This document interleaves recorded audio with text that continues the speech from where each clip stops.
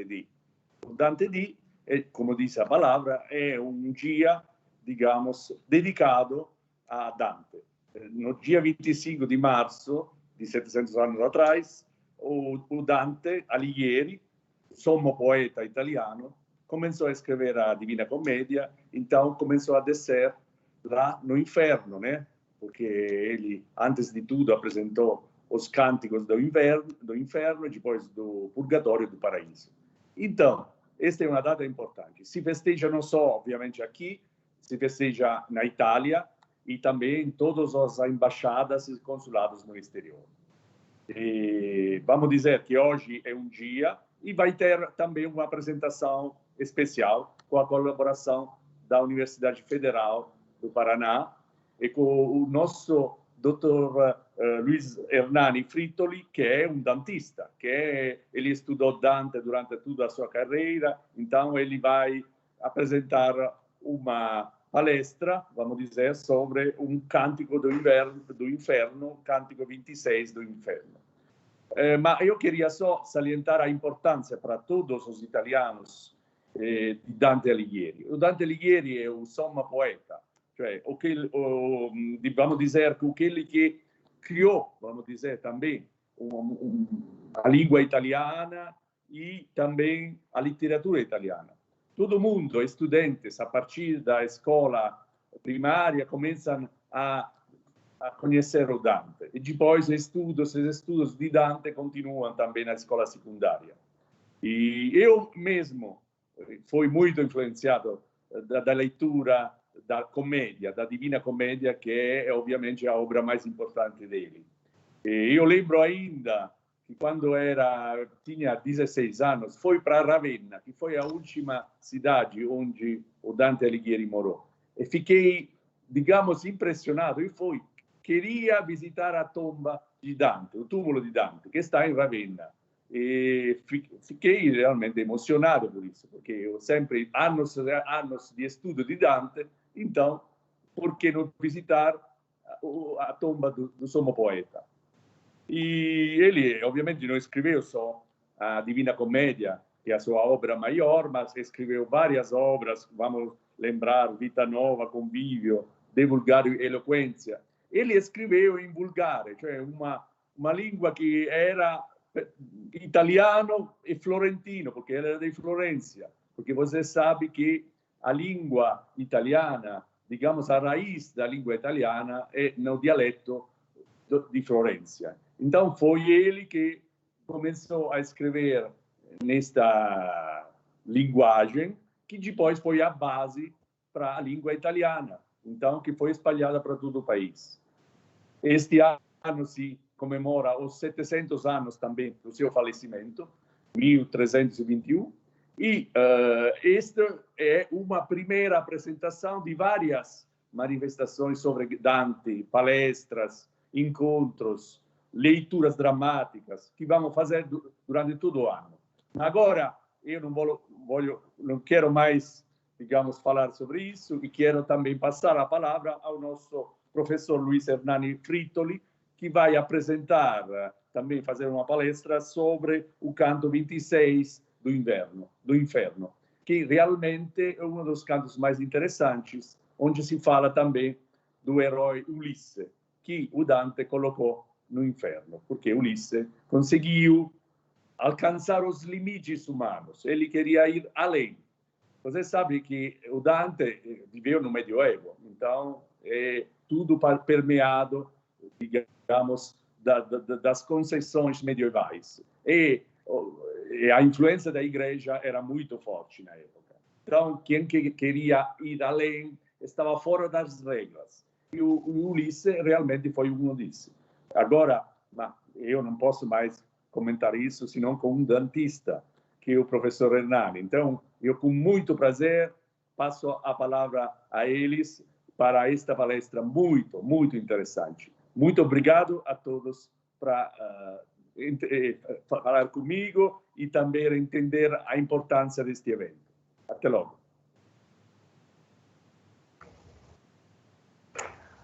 Bom, muito obrigado. Bom dia a todos, bom dia, cônsul, bom dia a todos os que estão nos ouvindo. Em primeiro lugar, eu gostaria de agradecer ao cônsul-geral da Itália em Curitiba, Salvatore Di Venezia, pelas belas palavras de abertura deste evento. Mas, na verdade, eu agradeço não somente pelas belas palavras, mas principalmente pela presença efetiva no evento e pelo apoio institucional que deu desde o início a esta nossa iniciativa. Seu apoio e sua participação constituem um sinal muito positivo de uma nova postura do Consulado-Geral da Itália, uma aproximação sempre desejada e benéfica para nossas instituições. Devo dizer que eu fico muito feliz com essa postura do cônsul de Venezia, porque com várias gestões anteriores do consulado, as iniciativas desse tipo sempre foram muito raras e muito tímidas. Então, manifesto publicamente meu aplauso e, em nome da área de italiano da Universidade Federal do Paraná, manifesto nossa disposição de que esta seja apenas uma primeira prova de uma relação interinstitucional destinada a se fortalecer no futuro. Muito obrigado, cônsul. Eu gostaria de agradecer também às organizadoras deste evento, minha colega na UFPR, professora Karine Marielle Rocha da Cunha, e a nossa professora leitora ligada ao Ministério das Relações Exteriores da Itália, professora Paoletta Santoro, que tem prestado serviços inestimáveis ao nosso curso, com um trabalho de altíssima qualidade, contribuindo enormemente para a formação dos nossos graduandos de italiano. Muito obrigado também à professora Paoletta. E, finalmente, gostaria de agradecer ao nosso aluno graduando de italiano, Vinícius Peretti, pelo apoio logístico, porque é ele que cuida tecnicamente de toda essa parte da nossa transmissão. Obrigado, Vinícius. Eu gostaria de agradecer também a presença virtual de todos os que estão nos assistindo, esperando que estejam todos bem neste momento tão complicado, tão difícil da nossa história. Essa espécie de limbo em que nos encontramos todos, tudo suspenso, parece que as coisas não vão adiante. Mas, na verdade, eu prefiro pensar que esta situação é mais como um purgatório, que é, sim, um lugar de sofrimento, mas também de reflexão e um lugar do qual se evolui para uma situação melhor. Parece inferno, mas não é. Então, sejamos otimistas. Eu tenho certeza de que, em breve, os proverbiais dias melhores virão e estaremos em uma situação melhor do que desta pandemia que parece interminável. Parece inferno, mas não é. Então, sejamos otimistas e vamos aproveitar esse tempo. Acho que o melhor que nós podemos fazer é ficarmos em casa, aproveitarmos para estudar, trabalhar e aprendermos algo. Porque não há nada melhor do que aprender alguma coisa, não há nada melhor do que saber, não é verdade? Não há nada mais emocionante, mais gratificante do que saber. O prazer de saber supera todos, ou quase todos, os outros prazeres. Porque saber é sempre uma conquista, que em geral nos torna pessoas melhores. Com essa ideia, justamente, começa a obra protofilosófica de Dante Alighieri, o Convívio. Então, para entrarmos no clima efetivo desta questão do Ulisses de Dante, eu vou começar a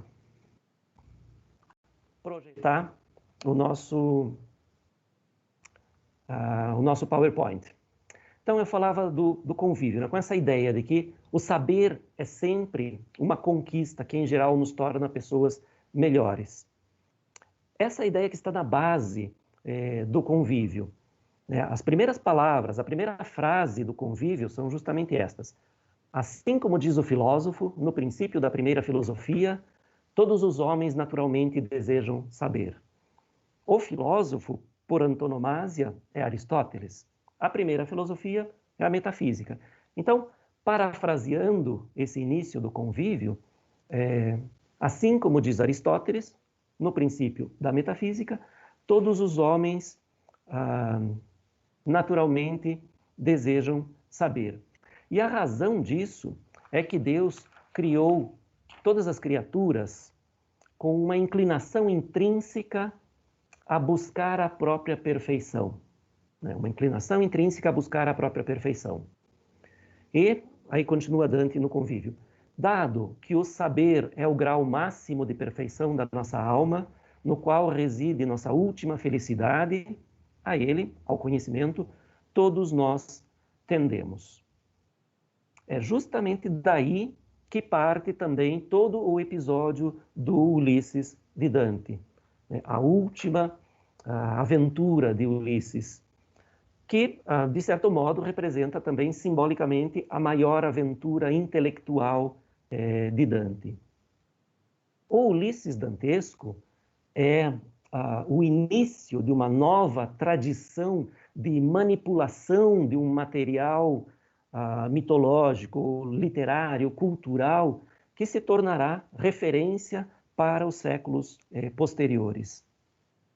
É claro que essa tradição não é invenção de Dante.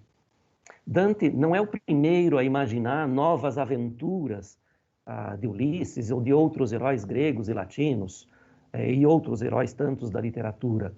Essa é uma tradição que já era muito bem consolidada na época de Dante, seja de reelaborar, derivar, inventar, dar continuidade às aventuras dos heróis gregos, latinos, seja do ciclo arturiano, né, Rei Arthur e os Cavaleiros da Távola Redonda, ou do ciclo carolíngio, Carlos Magno e os 12 pares de França, na luta dos cristãos contra os mouros. Enfim, toda essa literatura mais antiga teve uma continuidade muito prolífica. O próprio Virgílio, né, é o maior exemplo disso, né? Virgílio dá continuidade à obra de Homero, né? Então, mas também chegando muito mais próximo de Dante, nós temos ali inúmeros romances ou narrativas, tanto em prosa quanto em poesia, que reelaboram ou imaginam novas aventuras desses heróis clássicos. Então não é novidade de Dante, mas a novidade de Dante digamos assim, está no destino final que ele dá ao herói e no contexto anacronicamente cristianizado em que se dá essa jornada final do Ulisses. E graças justamente a essa interpretação original, é que o Ulisses de Dante é esse episódio que é expropriado à tradição antiga para se tornar um novo argumento de confirmação da fé cristã. Novo argumento de confirmação da teologia cristã.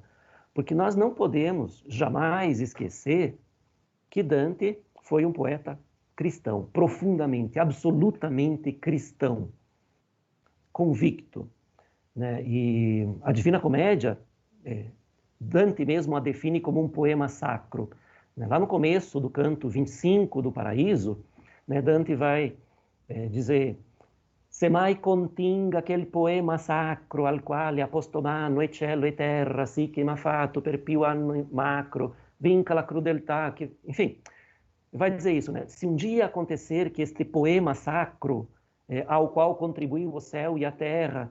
Então essa é uma definição que Dante dá da Divina Comédia, um poema sacro, porque ele é um poeta convictamente cristão, a tal ponto que a sua poética é, por muitos, e com razão, chamada de teopoética. Né? Teopoética, uma poética que tem Deus no centro. Mas, apesar de ter Deus no centro, nós também não podemos nos esquecer de que qualquer interpretação que se queira dar da obra de Dante, mesmo levando em consideração que a sua poética é uma teopoética, não se pode esquecer que a sua é uma obra, afinal de contas, poética. É opus poeticum, é uma obra literária. É literatura, não é teologia. Isso é importante a gente ter em mente quando a gente faz uma interpretação de Dante. E é justamente por essa dimensão especificamente literária do episódio que o Ulisses dantesco assume o status de uma figura monumental. Ulisses é mais um daqueles grandes personagens de Dante, um daqueles personagens que, apesar de estarem no inferno, tem uma grandiosidade que poucos ou nenhum dos grandes personagens do purgatório ou dos beatos do paraíso terão. O Ulisses de Dante é realmente uma das maiores figuras de sua literatura. Mas vamos lá, vamos começar do começo, situando, onde é que estamos? Estamos no canto 26, como o cônsul já havia antecipado, no fundão do inferno. Estamos aqui no 8º círculo, na 8ª bolgia. Bolgia é fossa em italiano, eu mantive a palavra em italiano porque eu gosto muito. O inferno é dividido, assim como o purgatório e o paraíso, o inferno é dividido em 10 partes. A primeira, que é o vestíbulo infernal, ou ante-inferno, e depois 9 círculos de punição. Então nós estamos aqui no penúltimo círculo, no 8º círculo, que também é dividido em 10 partes. Então estamos no 8º círculo, 8ª fossa, onde são punidas as almas dos conselheiros de fraude. Quem são? Aqueles que do dom da inteligência manifestada no discurso, isso é importante, daqueles que do dom da inteligência fizeram mau uso. Por quê? Pecaram e induziram os outros a pecar. E por que isso é tão grave, que está lá no penúltimo círculo do inferno? Porque o conselho fraudulento, segundo Dante, é especialmente nocivo à sociedade, no sentido de que, influenciando a política ou a guerra, ou o comportamento durante uma pandemia, pode causar enormes danos à sociedade. A concepção de Dante do ser humano é que o ser humano é parte animal e parte divino. E essa parte divina, essa dimensão divina, nos foi dada por Deus, através da faculdade da inteligência, para nos diferenciar dos outros animais. Então, em respeito a isso, o dom da inteligência deve ser sempre utilizado com muita responsabilidade. A inteligência não deve jamais sobrepujar, não deve jamais se sobrepor à moral. E o discurso, como manifestação da inteligência humana, deve, portanto, ser responsavelmente utilizado, responsavelmente supervisionado pela inteligência moral. Inteligência moral que é a justa noção intelectual de bem e de mal. Bom, aqui nessa pequena introdução, nós temos já alguns elementos muito fortes que unem, sempre sob a sombra onipresente de Aristóteles, unem Dante, Virgílio e Ulisses. E aqui, nessa união de Aristóteles, Virgílio e Ulisses, nós temos simplesmente, nesse memorável encontro produzido por Dante, promovido por Dante, nós temos os 3 exemplos máximos que Dante escolhe para representar o máximo desenvolvimento da humanidade pagã. Nós temos aqui os 3 vértices da humanidade pagã. Aristóteles, que foi o máximo do desenvolvimento intelectual, que se traduz em termos de filosofia, Virgílio em termos de poesia e Ulisses em termos de ação. Na verdade, de discurso e ação. 2 desses são mais fáceis de a gente interpretar. Aristóteles é plenamente o desenvolvimento intelectual baseado na razão. Virgílio, o Virgílio de Dante, não o Virgílio histórico. O Virgílio de Dante está um passo além, porque além de ser também um representante da razão, da filosofia, da inteligência pura, Ulisses tem, digamos assim, além da razão, a sensibilidade poética. Então, uma certa dose de uma intuição metafísica que faz com que ele, Virgílio, tenha noção dos limites da própria razão. Tanto que ele vai dizer lá no terceiro canto do Purgatório, state contenti, humana gente, alquia, ou seja, contentem-se, humanos, com aquilo que lhes é dado, com os porquês que lhes são fornecidos, ou seja, não vá além. Mas Ulisses é o personagem mais controverso, mais complexo desses três, porque Ulisses representa a exacerbação da ambição intelectual humana, levado por uma curiosidade que não respeita limites. Ulisses é representante daquela vontade de saber que eu dizia há pouco sobre o início do convívio, aquela vontade de saber. Ulisses quer conhecer o mundo, quer conhecer os vícios e as virtudes dos homens, quer conhecer tudo. Bom, isso para situar um pouco a gente, né, nesse universo que Dante constrói em torno da figura de Ulisses. Mas vamos lá, ao canto. Eu não vou ler, nem vou passar por todos os versos desse canto, porque infelizmente nós não temos tempo. Nós precisaríamos de 2 horas para tratar de todos os versos deste canto tão forte, tão potente.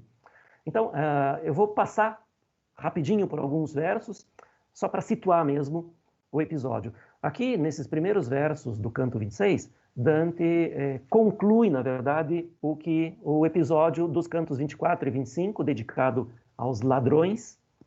E na 7ª fossa, aqui do 8º círculo, ele havia encontrado os ladrões, entre os quais a maioria de Florença, né, florentinos. Nessa relação que Dante mantém de amor e ódio eterno com a sua pátria, sua amada e odiada Florença, ele faz muitas vezes esse elogio, que na verdade é uma crítica, né? Porque é um elogio extremamente sarcástico à grandiosidade de Florença.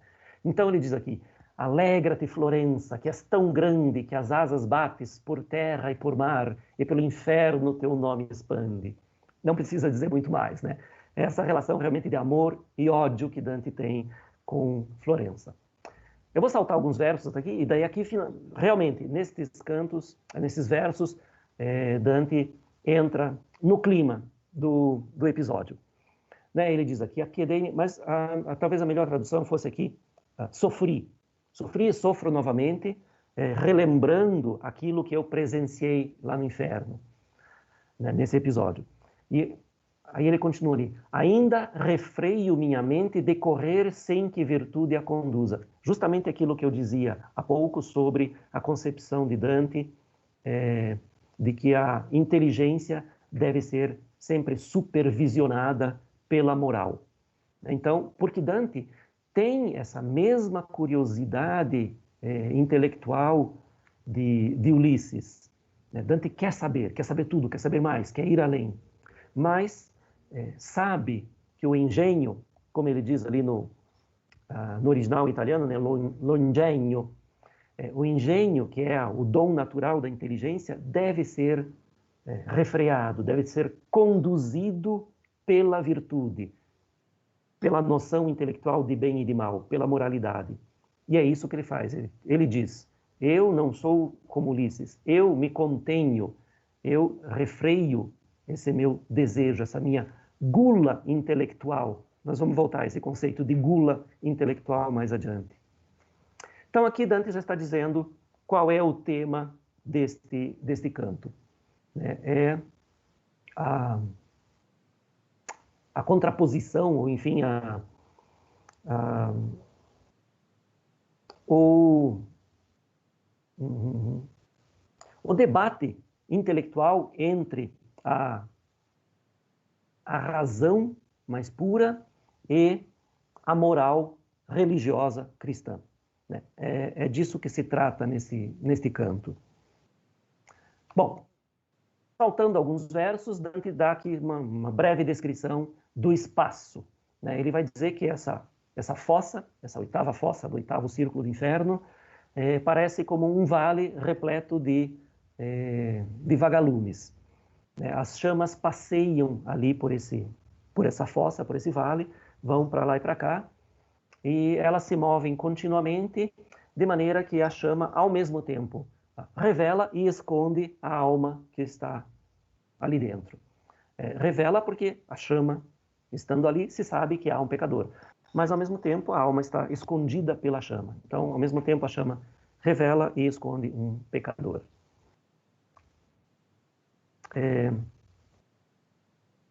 E aí o Virgílio confirma a Dante, sim, em cada fogo, em cada chama está um pecador. Dante diz, sim, já tinha percebido, mas uma chama chama a atenção de Dante, é uma chama que tem as pontas divididas, tem a ponta dividida em duas. Né? Isso faz imediatamente vir à memória de Dante o episódio de Eteocles e Polinices. É um episódio cuja fonte para Dante é a Tebaide, do poeta Estácio, que conta a história de Eteocles e Polinices, os filhos do rei Édipo e de Jocasta, que, após a partida de Édipo de Tebas, disputam o trono. Eles entram num acordo, Eteocles e Polinices, de que cada um vai reinar durante um ano. Eteocles é o primeiro, e ao final do primeiro ano, ele se nega a ceder o trono ao irmão. Polinices, então, busca apoio de outros 6 reis e vai mover guerra contra Tebas, contra Eteocles. Num episódio que é bastante conhecido na literatura, né, que é os 7 contra Tebas. Resumindo isso, num duelo final, Eteocles e Polinices matam um ao outro e depois são colocados na mesma pira funerária para que os cadáveres sejam queimados. A chama que queima os dois se divide, manifestando que o ódio que eles sentiam um pelo outro perdura até depois da morte. Bom, essa é a suposição de Dante, que sejam Eteocles e Polinices. Virgílio vai dizer, não são. São Ulisses e Diomedes. Diomedes, aliás, é filho de um daqueles reis que se aliaram a Eteocles a Polinices contra Eteocles. Diomedes é filho de Tideu. Diomedes, rei do Argo, né, todo mundo sabe, Ulisses, rei de Ítaca. Então aqui Virgílio diz, são Ulisses e Diomedes. É claro que Dante, a essa altura, enlouquece de desejo de conversar com os dois. Né? Virgílio justifica aqui o porquê de Ulisses e Diomedes estarem aqui neste círculo destinado às almas condenadas por conselho fraudulento. Então, quais são os pecados dessas almas? Ulisses vai elencar 3. O logro do cavalo de Troia, né, o engano, o golpe baixo que Ulisses imaginou para vencer a guerra. Mas daí, Virgílio, como muito frequentemente acontece com Dante, vai dar um elemento positivo para contrabalançar esse elemento negativo. Ele vai dizer que a destruição de Troia, o logro do cavalo, foi porta para dos romanos garbosa semente.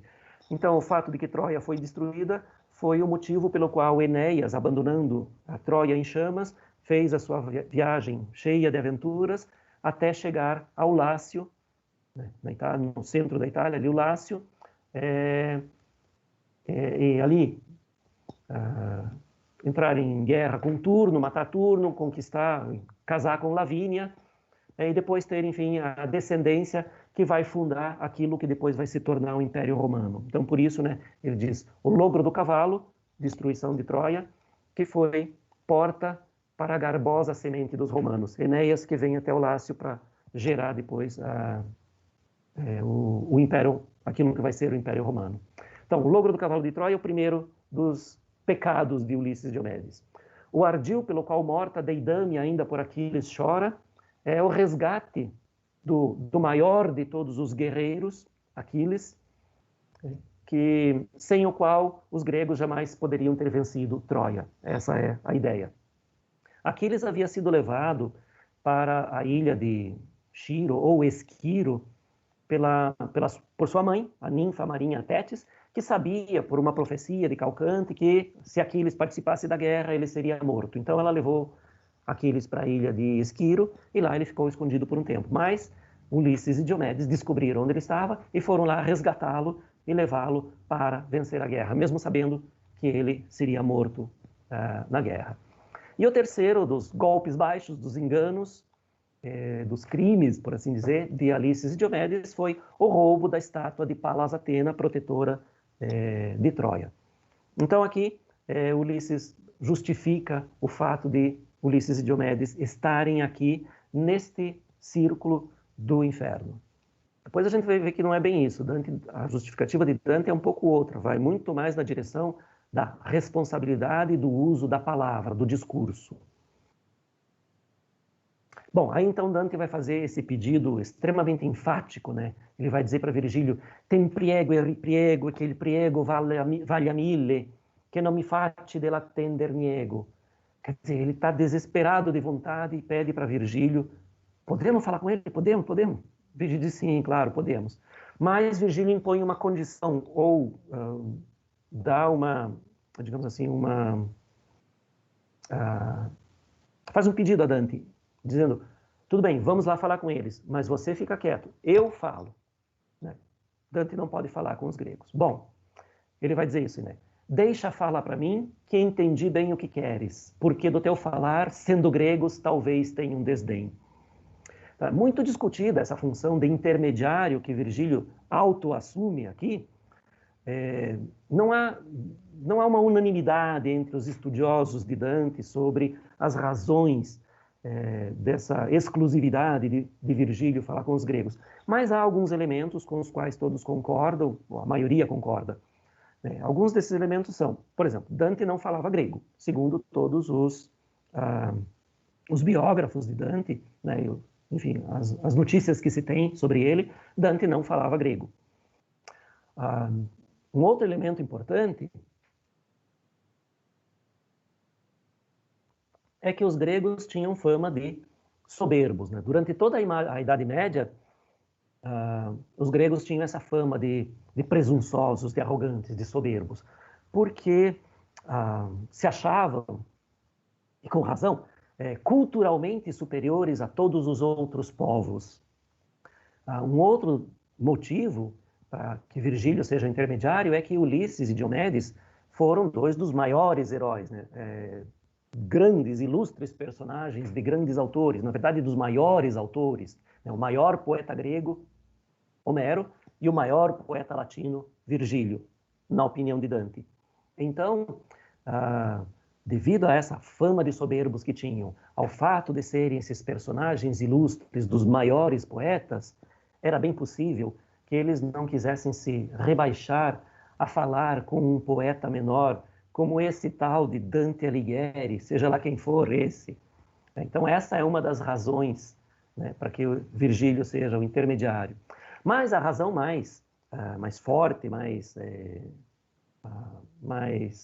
racional até para isso, é que Virgílio era já o intermediário natural entre o mundo grego clássico e o mundo latino, entre o mundo grego e o mundo medieval, entre o mundo cristão e o mundo pagão e o mundo cristão.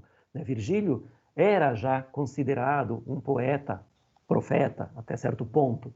E mesmo porque foi, digamos assim, aquele que elevou ainda mais o nível da literatura de Homero e de outros tantos. Então, Virgílio era já o intermediário natural entre mundo antigo e mundo medieval, mundo pagão e mundo cristão.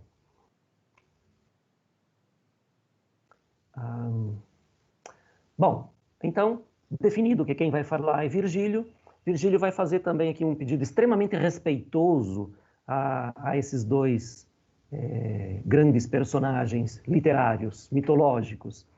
Ele vai fazer aquilo que nós chamamos em teoria literária uma captatio benevolentiae, ou seja, a captação da benevolência, a captação da simpatia do interlocutor para que este satisfaça o nosso pedido. Então, esse pedido de Virgílio, vejam, ele vai dizer: ó vós que estáis os dois numa só chama, se de vós mereci no meu viver, se de vós mereci alguma fama, os altos versos meus ao escrever, não vos moveis, se um de vós me diga onde perdido foi para morrer. Então, esse tratamento, vós já é tratamento de respeito, essa repetição enfática, se de vós mereci, se de vós mereci.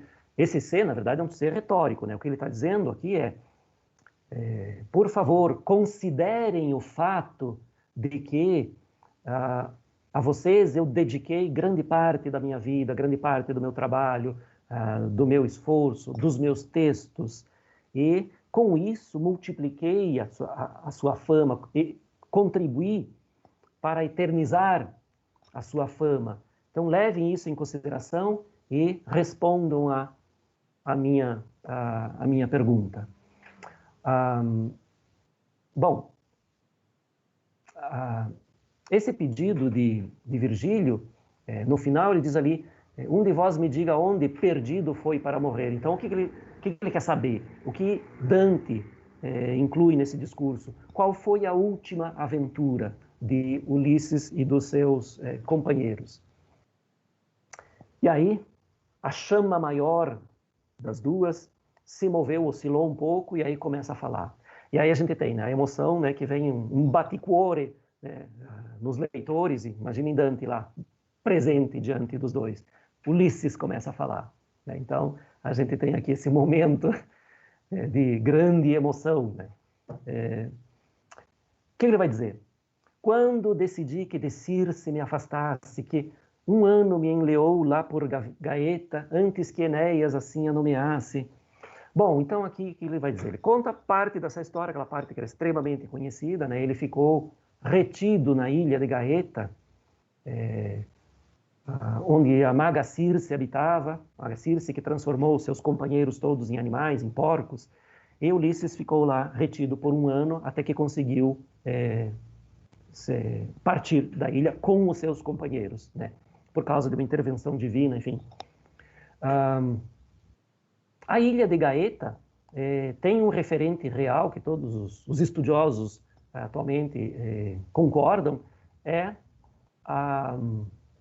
ali entre Roma e Nápoles, mais ou menos na metade da distância entre Roma e Nápoles, né, é o promontório Circeu, ou Circeu em português, né, da maga Circe. Atualmente não é uma ilha, mas os estudiosos dizem que é possível que há 3.000 anos atrás tenha sido uma ilha, né, tendo parte coberta pelo mar. Hoje é um promontório Circeu, ou em italiano, Circeu, né, na província de Latina, ali no Lácio. Aqui a gente tem, parêntese aqui, não tem a ver mais com a estética do que com a questão que nós estamos tratando a questão epistemológica do Ulisses, né? Mas é algo muito interessante, que Dante faz bastante, mas aqui é uma concentração maior. A gente tem aqui um caso de múltiplos níveis de intertextualidade que enriquecem o texto quando a gente analisa um pouco mais profundamente. Vejam que aqui a gente tem Ulisses, que é personagem de Homero, fazendo referência a Enéas, que é personagem de Ulisses, Ulisses, que é personagem de Dante, todos narrados por Dante, que aqui também é personagem de Dante. Então a gente tem múltiplos níveis de intertextualidade. Aliás, aqui, um outro parênteses, Dante pelo que eu sei, e nunca encontrei informação contrária a essa, Dante é o primeiro autor do Ocidente a se colocar como personagem de uma obra de ficção.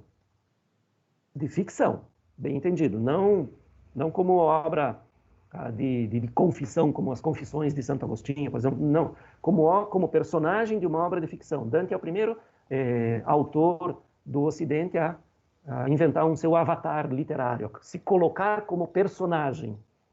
Então, aqui a gente tem Ulisses, personagem de Homero, que fala de Enéas, personagem de Virgílio, e Dante, todos personagens de Dante. Bom, voltando ao nosso texto aqui. Ulisses, então, diz que ficou um ano aqui, retido por Circe, e quando finalmente conseguiu partir, ele é devorado por aquele fogo interno que lhe causa aquela imensa sede de conhecimento, sede de saber. Então ele vai dizer que nem os amores mais poderosos que existem, nem de filho, nem de pai, nem o amor da esposa, em mim puderam vencer o fervor que me impelia a conhecer o mundo e dos homens os vícios e o valor. Então vejam, o que ele diz aqui é que nem esses 3 tipos de amor, que são os mais fortes na concepção de Dante, puderam contê-lo, puderam retê-lo na ilha de Ítaca. Enfim, junto a Penélope, ao pai e a esposa, onde quer que fosse. Então, ele, levado por esse ardor, por esse fervor de conhecer o mundo e os vícios e as virtudes e o valor dos homens, ele parte em busca do desconhecido. O que significa isso? Significa que Ulisses está buscando a sua realização espiritual.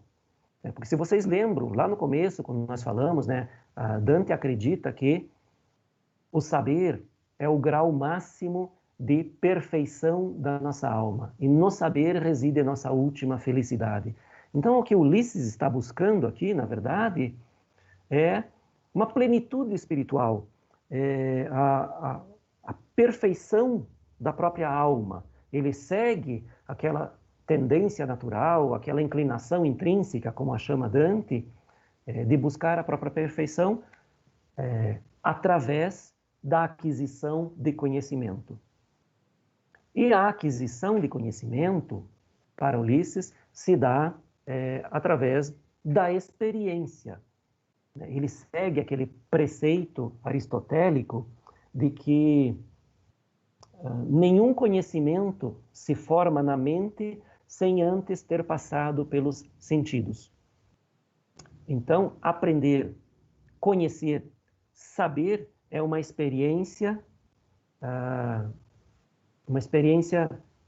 dos sentidos antes que da mente. Então, essa experiência de conhecimento para Ulisses se dá através da ação. Ulisses age, vai atrás daquilo que ele busca para a sua experiência de plenitude espiritual.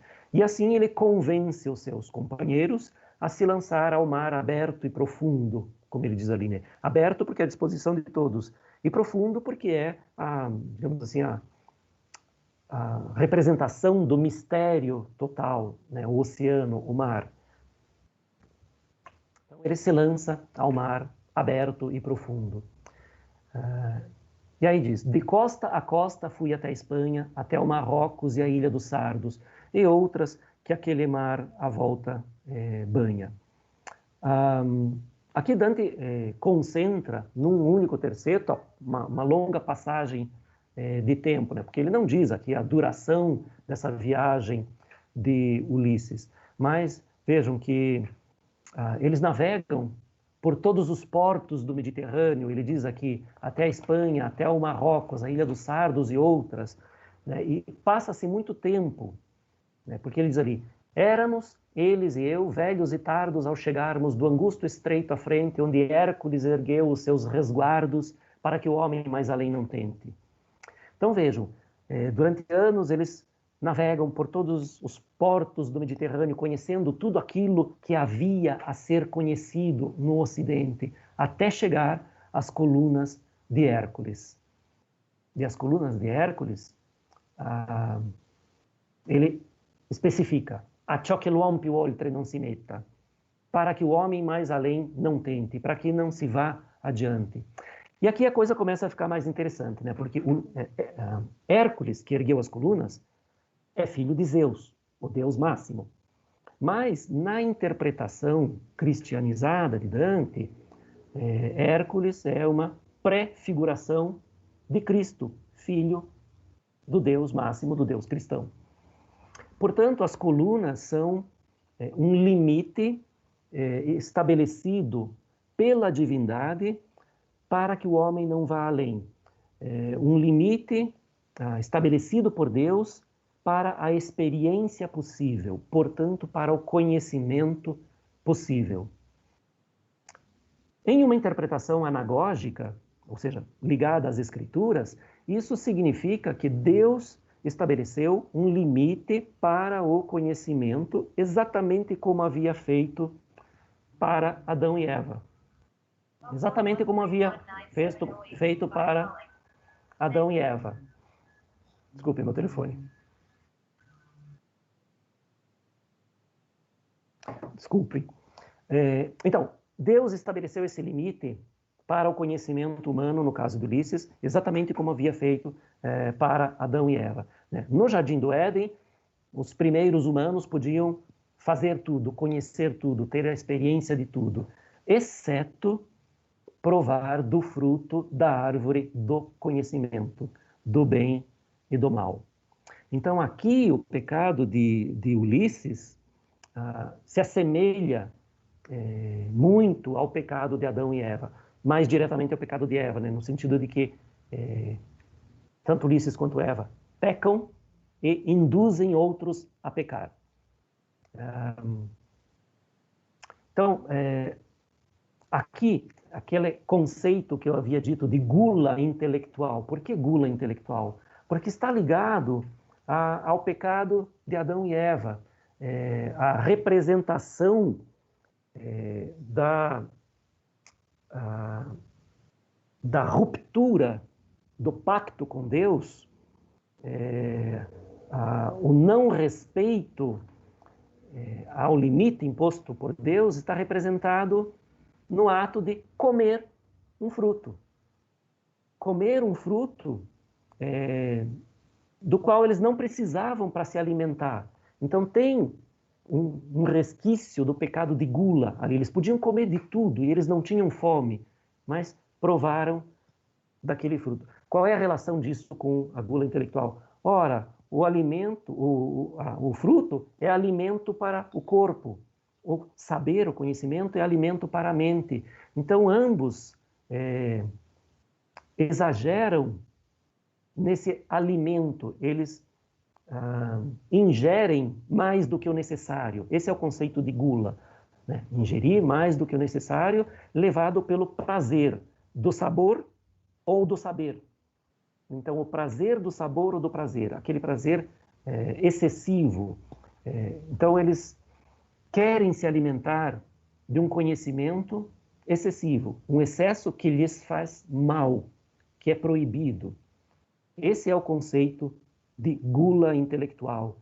Então, Ulisses tem essa gula intelectual. Então, o pecado deles é não resistir a essa tentação de provar o excesso. E isso está ligado, é claro, essa ambição intelectual está ligada à questão de querer se assemelhar a Deus. Então, é um pecado gravíssimo, essa ambição intelectual sem limite, sem justamente responsabilidade. E a responsabilidade dessa inteligência não conduzida pela virtude se transmite aos outros através do discurso de Eva ou de Ulisses. Então, a responsabilidade do discurso é muito grande, a responsabilidade do uso da palavra é fundamental. E é exatamente aqui que o pecado de Ulisses se torna maior, se amplia. Ele convence os seus companheiros a pecarem com ele. Como? Qual é o discurso de Ulisses? Aqui, esse discurso, essa pequena oração, Ulisses mesmo vai chamar de oración picciola. Essa pequena oração de Ulisses é um primor de retórica, uma maravilha de retórica, porque ele encontra os argumentos absolutamente adequados, diretos, objetivos. Como homem de ação, não perde tempo e não perde palavras, mas usa as palavras exatas, perfeitas, para convencer os seus companheiros. O que ele diz aqui?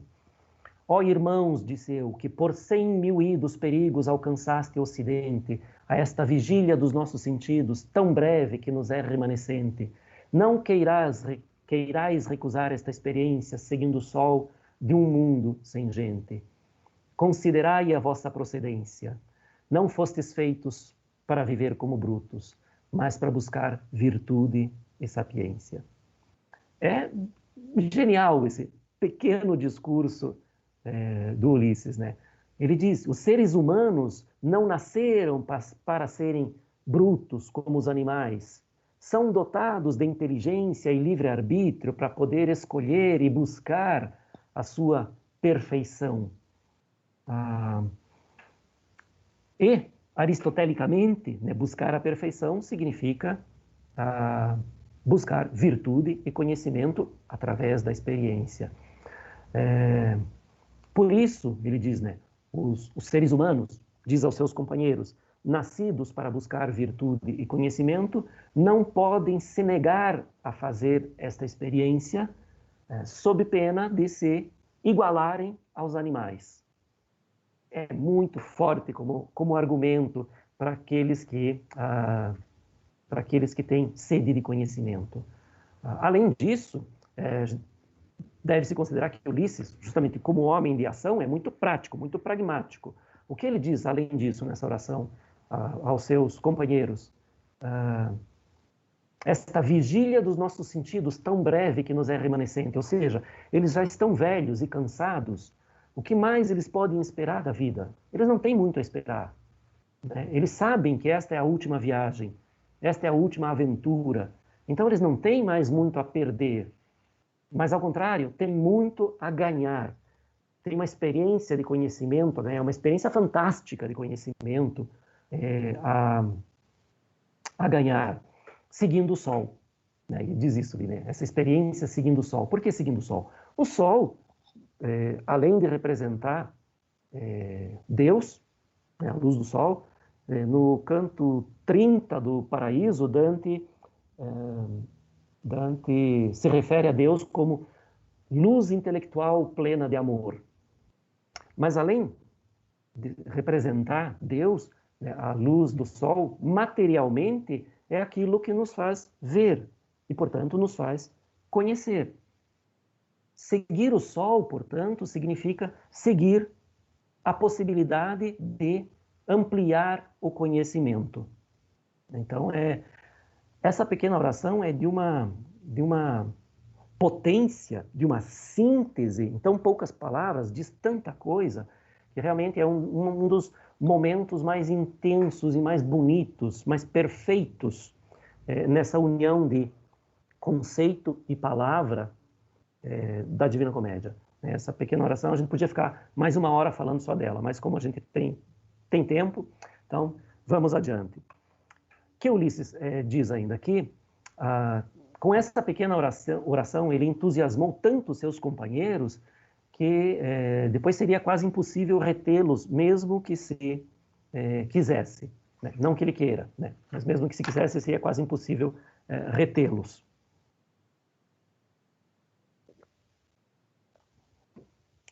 E aí, então, convencidos os companheiros, eles superam o Estreito de Gibraltar, as colunas de Hércules, viram à esquerda, ou seja, ao sul, em direção ao hemisfério sul, e vão navegando. Navegam por 5 meses. Ele diz aqui, 5 vezes reaceso e cancelado fora o lume que a lua de baixo banha. Então, por 5 meses eles navegam em direção ao hemisfério sul, até que chegam diante de uma montanha, a montanha mais alta que eles já haviam visto. E aí a alegria toma conta dos navegantes. Mas essa alegria logo se torna espanto, e logo medo, e pranto, e morte. Uma morte terrível, ele diz ali. Nossa alegria logo volveu-se em pranto, que um remoinho nela levantou e feriu o lenho num fronteiro canto. 3 vezes com água toda ele rodou, na 4ª erguida popa foi arrojado, proa abaixo, como a alguém agradou. Deus, até que o mar foi sobre nós fechado. Enfim que el mar foi sobre nós richiuso. Então, uma morte terrível, não exatamente pela maneira como acontece, né, um redemoinho enorme que engole e afunda o navio, porque, afinal de contas, Ulisses e seus companheiros eram navegantes, passaram metade da vida navegando. Então, essa morte, morte em um naufrágio, não poderia ser estranha às suas perspectivas. Então, não é por isso que a morte é terrível, mas é terrível pela situação em que acontece. Eles estão ali diante do maior mistério de todos, a um passo da montanha do purgatório, que custodia o maior mistério de todos, custodia o mistério da criação e da eternidade. Para quem não lembra, no alto da montanha do purgatório está o paraíso terrestre, o jardim do Éden, onde foram criados e de onde foram expulsos, né, o homem e a mulher, né, o primeiro homem e a primeira mulher, Adão e Eva, justamente por terem infringido um veto, uma proibição divina. Ali na montanha do purgatório é o lugar onde ainda está a árvore do conhecimento do bem e do mal. Então, o pecado de Ulisses, nessa sua declinação final, seria tentar chegar à origem da criação, à origem do bem e do mal. Tentar entender o que está além do conhecimento permitido à razão humana. Então, ele, que é um viajante por excelência, que já havia conhecido por experiência própria todo o Ocidente, todo o mundo cognoscível, todo mundo ao alcance de todos, queria mais. Seguindo aquela sua inclinação intrínseca a buscar a própria perfeição, aquela sede de conhecimento, mas ele tem consciência de que a experiência e a razão não explicam tudo. E seguindo também aquela espécie de intuição metafísica, é que ele vai se lançar nessa jornada em busca do conhecimento proibido, em busca do mundo sem gente, do mundo desabitado, como acreditava a ciência na época de Dante. O que, aliás, era, para um personagem da época de Ulisses, uma viagem, uma experiência, uma busca perfeitamente legítima. O que torna insana essa busca é a interpretação cristianizada de Dante, que tem a ver com a concepção de Dante da preeminência da teologia sobre a filosofia. Esse é um discurso um pouco mais complexo, mais longo, mas enfim, é a interpretação anacrônica e cristianizada de Dante que torna folle, que torna insana essa última aventura do herói homérico. Mas vejam que é interessante notar que o percurso que Ulisses faz é o percurso certo. É o mesmo percurso que faz o anjo barqueiro que recolhe as almas destinadas à salvação da foz do rio Tibre e as leva até a praia do purgatório, onde elas vão fazer seu processo de ascensão, de purificação, até chegar ao paraíso terrestre e dali passar ao verdadeiro paraíso. Então, o percurso está certo. A diferença fundamental é que a Ulisses, não é permitido o desembarque. Ao contrário, o que o aguarda ali é a frustração seguida da morte. Porque a nenhum ser humano é permitido conhecer aquilo que só algo além da razão pode explicar. A nenhum ser humano. E Dante, então? Como é que fica? Dante não faz a mesma coisa? Dante, então, é um novo Ulisses? Há autores que discutem essa questão. Dante é um novo Ulisses? Não, me parece que não. Por quê? Dante, na verdade, admira Ulisses. Ulisses é, de uma certa maneira, e parcialmente, uma projeção de Dante. Dante tem, digamos assim, Dante se reconhece um pouco em Ulisses, porque o percurso de Dante é muito semelhante ao percurso de Ulisses. O percurso de Dante narrado na Divina Comédia, o que é esse percurso de Dante? Justamente uma viagem pelos territórios desconhecidos e proibidos aos humanos do inferno, purgatório e paraíso. São três realidades não explicadas pela razão, né? Explicadas pela fé. Então, Dante também faz esse percurso de busca de algo que a razão não pode explicar. Qual é a diferença? A diferença é que Dante é autorizado, né? Dante também prova do fruto proibido, né, desse conhecimento proibido desde a expulsão do Jardim do Éden. Dante, teoricamente, corre também, então, o mesmo risco de ceder a essa espécie de gula intelectual a que cede Ulisses. Dante tem essa mesma curiosidade imensa de conhecer aquilo que excede a razão. Mas é justamente ali a diferença, que Dante é autorizado. Dante, mais do que autorizado, né? Ele tem o beneplácito divino, sim, mas mais do que isso, Dante é o escolhido por Deus. Isso, claro, segundo a fábula da Divina Comédia, né? Dante é o escolhido por Deus para realizar essa viagem, né? Por causa da sua imensa, inabalável fé e seu alto engenho, ou seja, a sua elevada capacidade intelectual, Dante é o escolhido para realizar essa viagem pelos três reinos do além, para ver, para conhecer, para aprender e depois divulgar o que aprendeu. A comédia, a Divina Comédia, é justamente o resultado final dessa jornada pelos três reinos, dessa viagem autorizada pelos três reinos.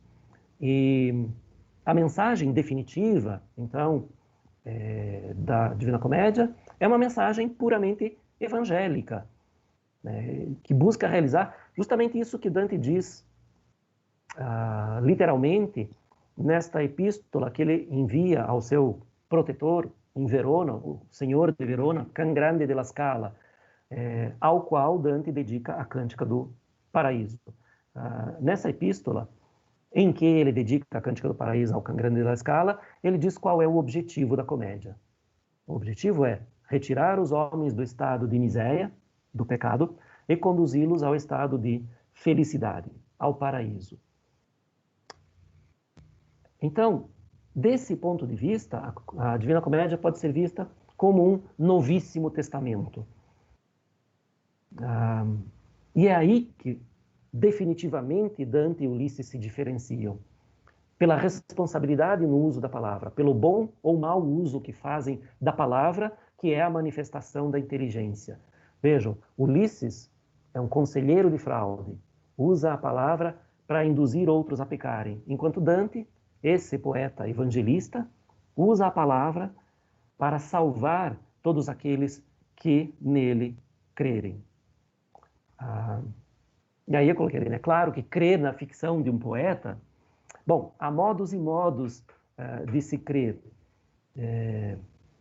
E eu creio na verdade poética do texto de Dante, como literatura, né? A verdade poética do texto é que ele é literatura, não é teologia.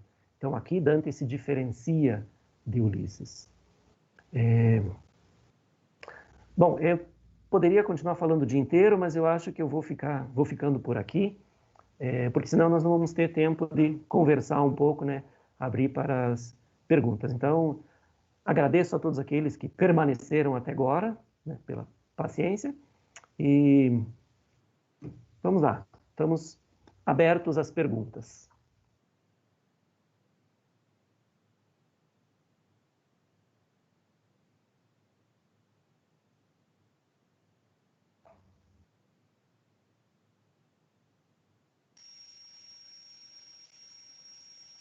O que nós temos por enquanto, Hernani, são muitas pessoas que estão agradecendo a oportunidade de te ver e de te ouvir, falando da sua grande paixão, que também, de certa forma, é a nossa, que você consegue passar isso para a gente com tanta emoção que a gente se apaixona também. Graças. Então, vamos Se vocês tiverem perguntas ou algum comentário, podem escrever, que aí a gente repassa aqui para o Hernani também. É porque eu não vejo o chat. Ele está vendado, o Hernani está vendado. Espera só um pouquinho.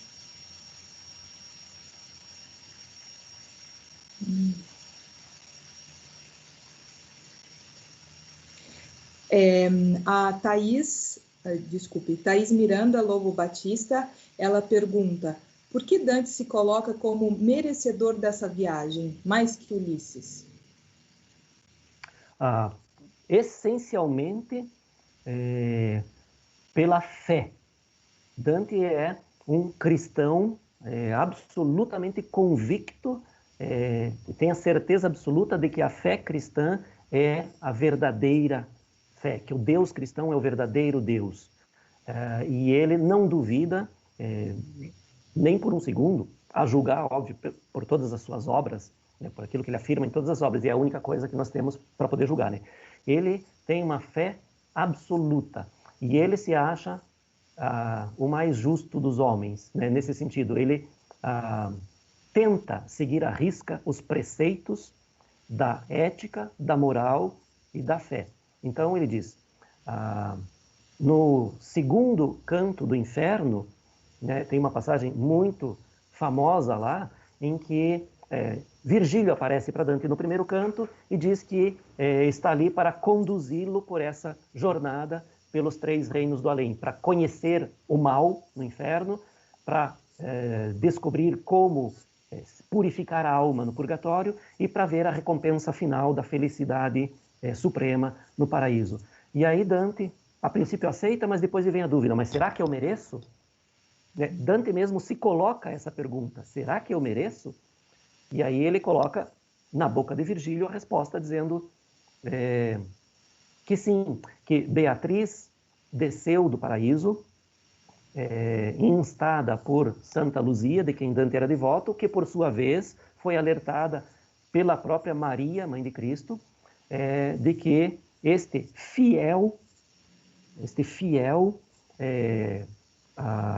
apaixonado por Beatriz estava sofrendo. E aí Beatriz desce ao limbo e conversa com Virgílio, pede para que Virgílio oriente Dante e guie Dante nesse processo de crescimento espiritual. Então Dante diz os famosos versos lá, eu não sou Paulo, eu não sou Enéas, nem eu, nem ninguém mais acredita que eu sou capaz disso. Claro que ali tem um jogo retórico, né, que Dante é um perito nisso, né? O que ele está dizendo quando diz eu não sou Paulo, São Paulo, né? Eu não sou São Paulo, eu não sou Enéas, que foram na concepção literária de Dante, mas que representa simbolicamente a sua verdade de vida, os dois exemplos de humanos que desceram ou que foram aos reinos do além. Enéas, como contado na Eneida, desceu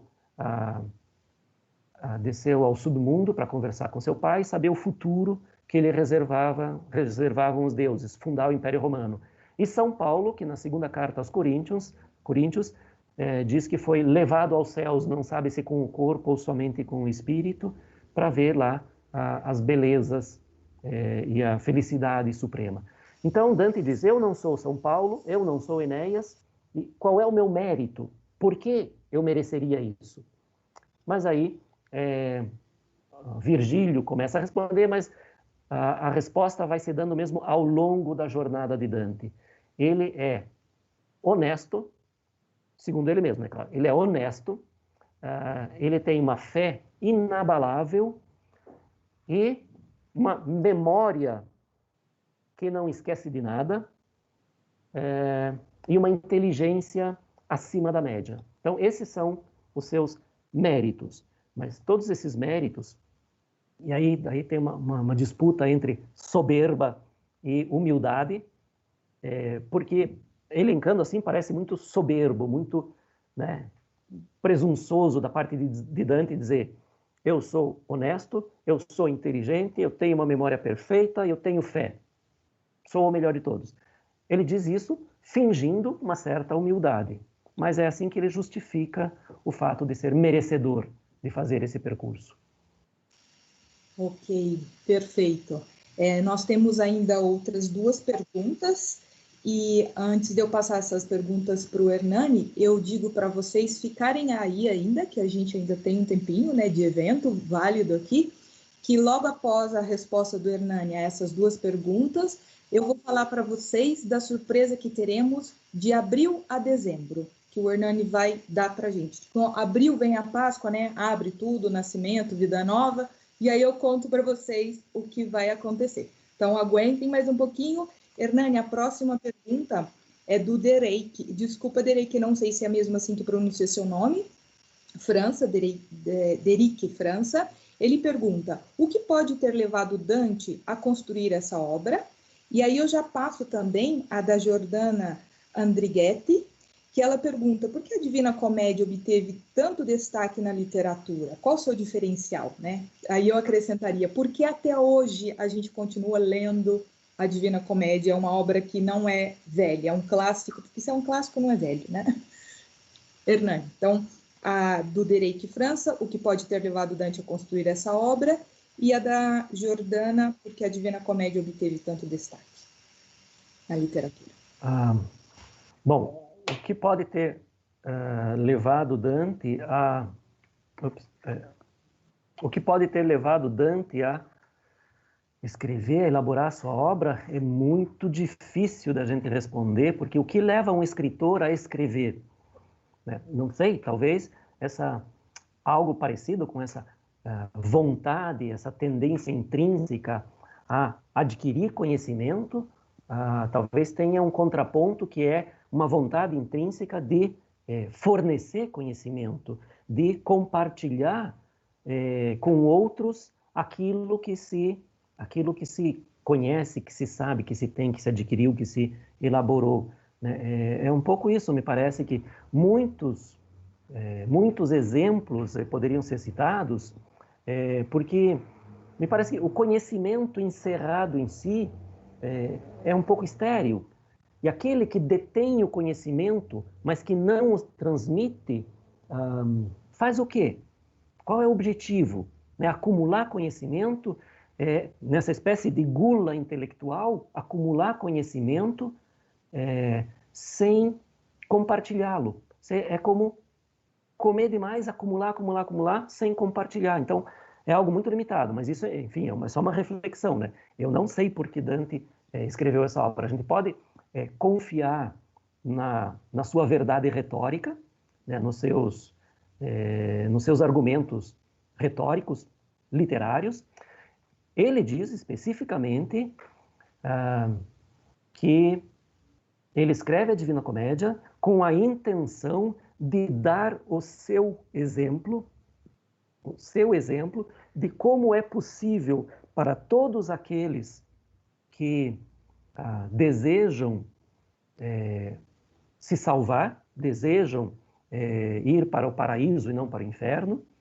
Ele diz, eu dou o meu exemplo. Se eu conseguir, todos podem conseguir. Então,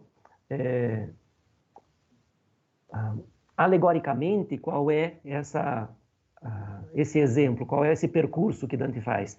Ele diz, todos podem, da mesma maneira que eu, descer ao fundo do inferno, ou seja, reconhecer o mal em todas as suas instâncias, através da reflexão, não precisam todos descer ao inferno, mas essa é, obviamente, a alegorização da questão.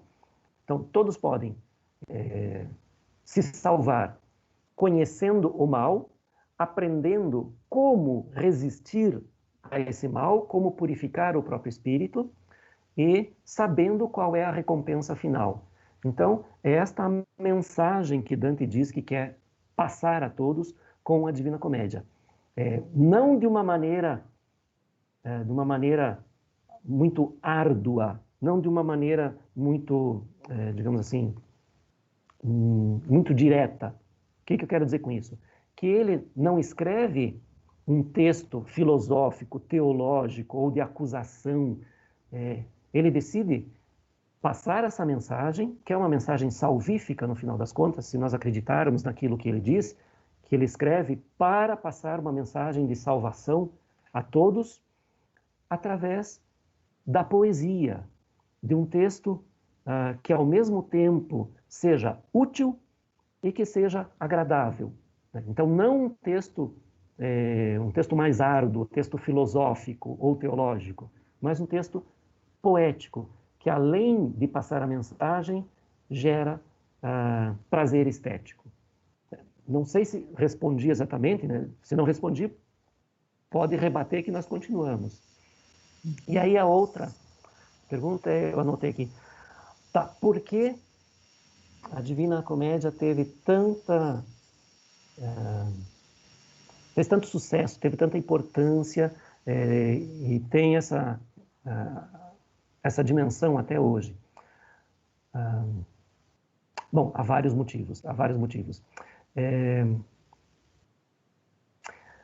Eu diria que o principal dos motivos é a dimensão absolutamente estética, literária. Essa obra sobreviveu até hoje e é uma obra que toca todos os ramos do conhecimento, mas ela sobrevive até hoje pela sua beleza, pela sua perfeição estética.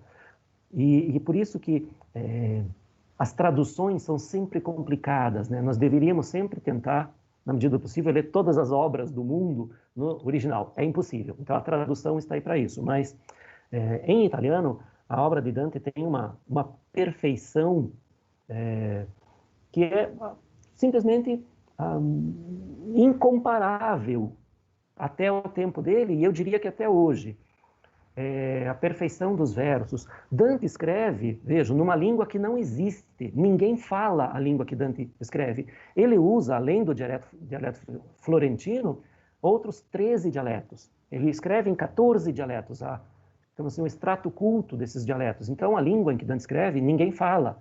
Por isso que a gente pode dizer, com certos limites, não é puro isso, mas que Dante é o pai da língua italiana. Ele cria essa língua em que ele está escrevendo. Então, o fato da língua, a beleza com que ele trata essa língua, adequando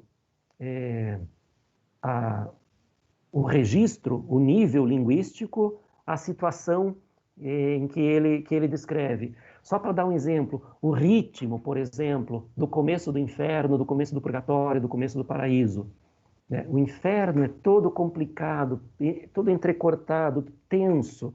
Ele diz: nel mezzo del camin di nostra vita mi ritrovai per una selva oscura che la diritta via era smarrita.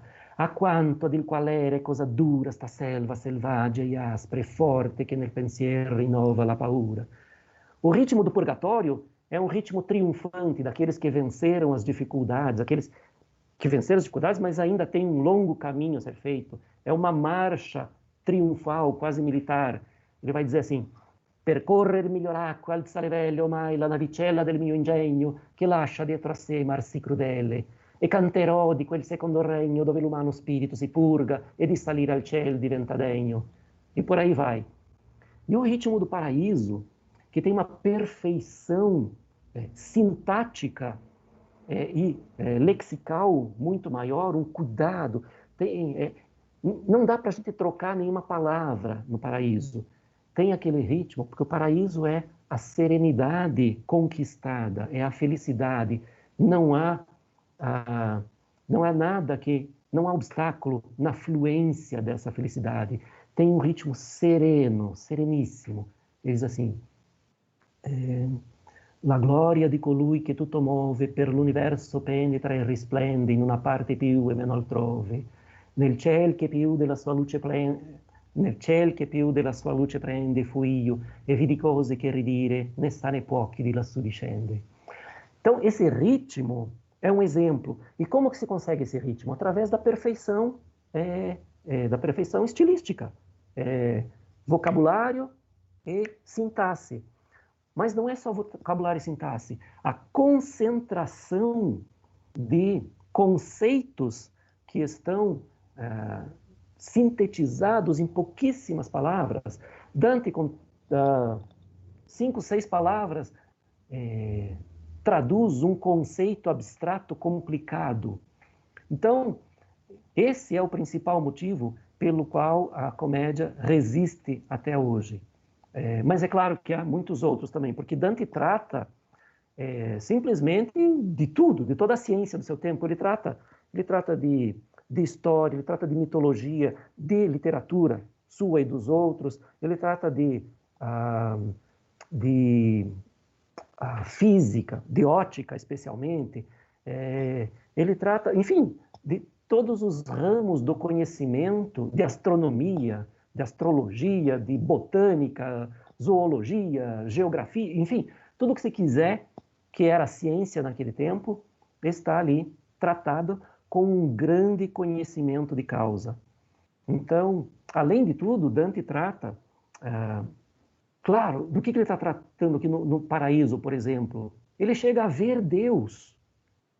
Então, mais do que isso, mas, ao mesmo tempo, lá no inferno, por exemplo, tem longos diálogos lá em que são duas pessoas ilustremente desconhecidas, só são ilustres porque são personagens da comédia, que estão lá batendo boca, como dois, sei lá, com dois companheiros de bar, discutindo, brigando, enfim. Ele vai a todas as alturas e desce a todas as baixezas do espírito humano. Então, Dante trata essencialmente daquilo que é humano, né? Por isso, Dante resiste até hoje. E ele trata daquilo que é humano, fazendo essa viagem no que vai além do humano, nos 3 reinos do além. Acho que já falei demais, né? Espero ter respondido. Ok, lógico, respondeu sim.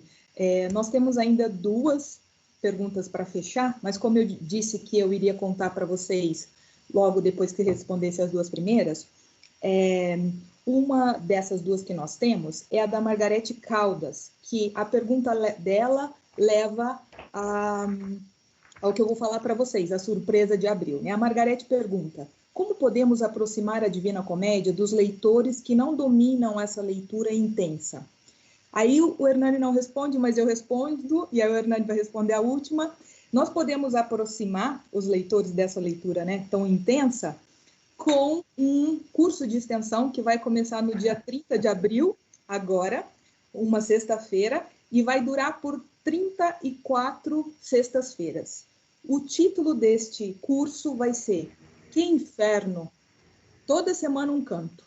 Então, vocês podem colocar a tônica, né, a entonação que vocês quiserem para esse Que Inferno, né, toda semana um canto, que começa no dia 30 de abril. Então, nessas 34 semanas, o Hernani vai ler, junto com a Pauleta, e junto com todos nós que vamos interagir aqui dessa mesma forma que nós fizemos hoje, todo o inferno. Então, acho que é uma oportunidade muito legal para todos nós de termos o acesso, como a Margarete perguntou.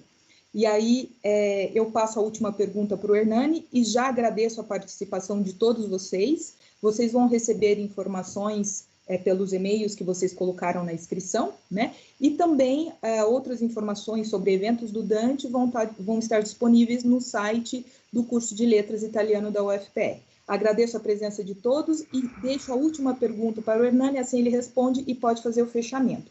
A última questão é da Isa Santos, da Isabela Santos. Ela pergunta: poderíamos dizer que, mesmo não sendo o motivo principal, a escrita da Divina Comédia também tem como influência o De Volgare Eloquentia?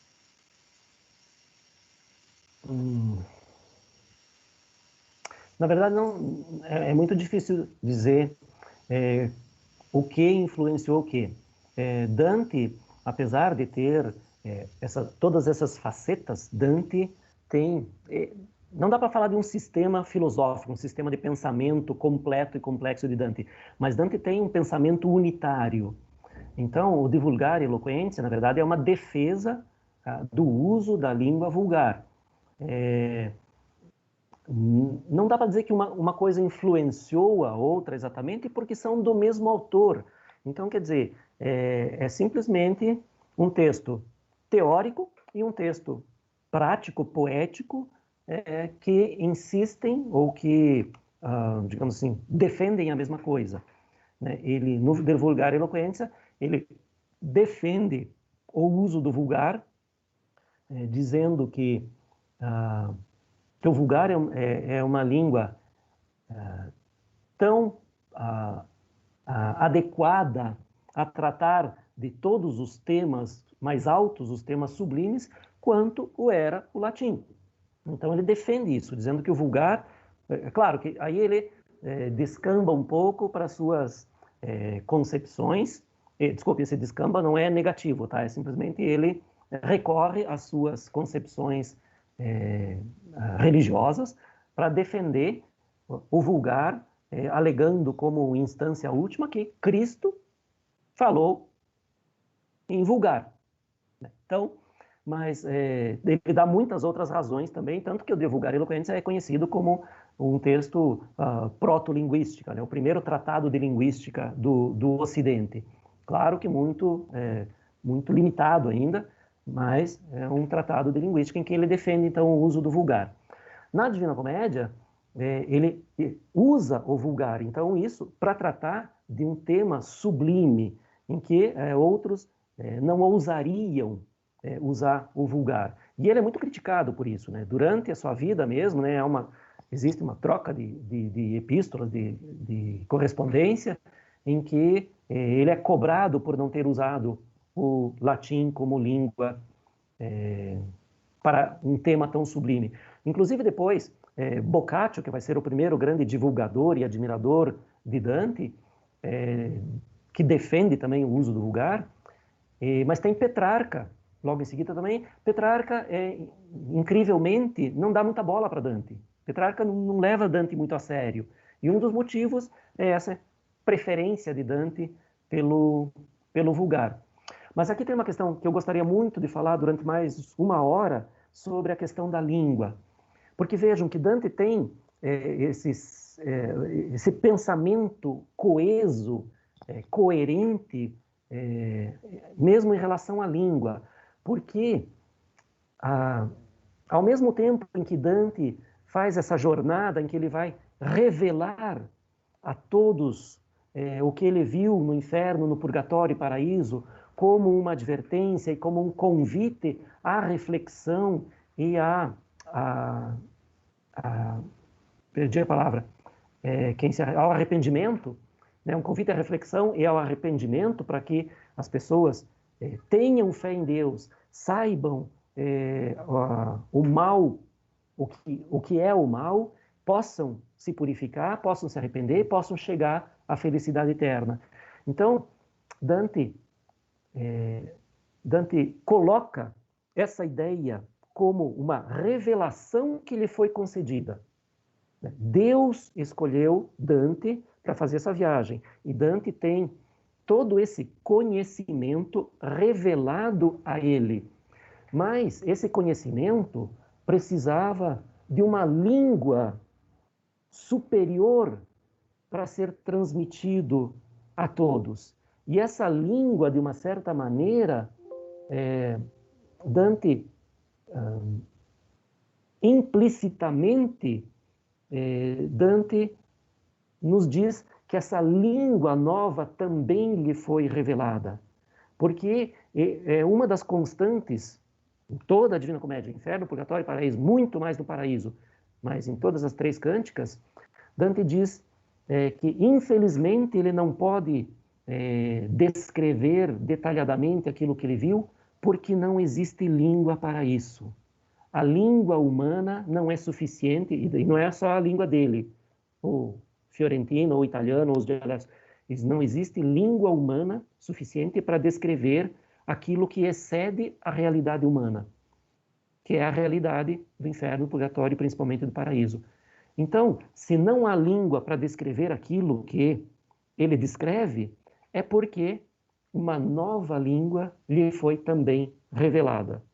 Então, é esse conceito muito profundo que Dante tem do logos divino, né? Logos entendido como pensamento e palavra, como razão e discurso, né?